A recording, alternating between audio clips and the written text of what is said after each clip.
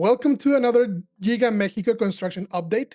Today, we're in the west side of the site to visit the Monterrey La Cima Hippodrome, a place that has seen several failures and setbacks since its announcement. This place was once the dream of visionary entrepreneurs who wanted to create the ultimate entertainment destination in Monterrey. Back in 1993, the entrepreneurs formally announced their plans, promising to build a world-class hippodrome to host racing events that will feature the best Mexican and Texan horses. However, the dream soon turned into a nightmare. Due to the 1995 financial crisis, the construction of the hippodrome faced several delays and setbacks.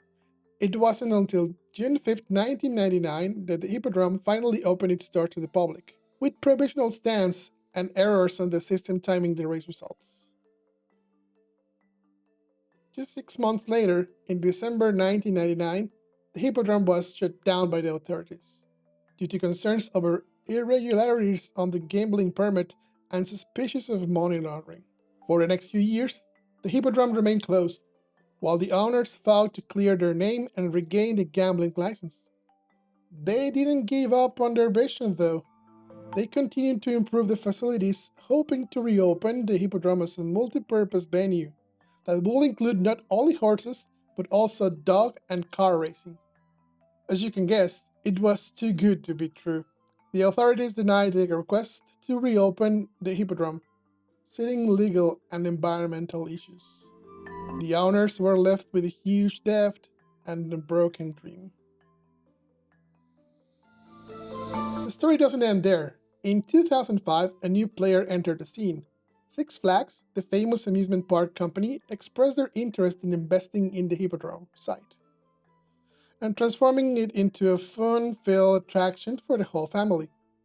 They even submitted a proposal to the state government, asking for their approval and support.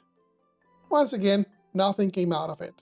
The state government rejected the proposal, saying that the requested incentives were not feasible or compatible with the urban development plan of the Monterrey area, which already had 2 theme parks. Six Flags withdrew their offer and moved on to other projects. But there is one more twist in this tale. Just a few months ago, in October of 2022, a surprise visitor was spotted in the Monterrey area. It was Elon Musk, the billionaire entrepreneur and founder of Tesla.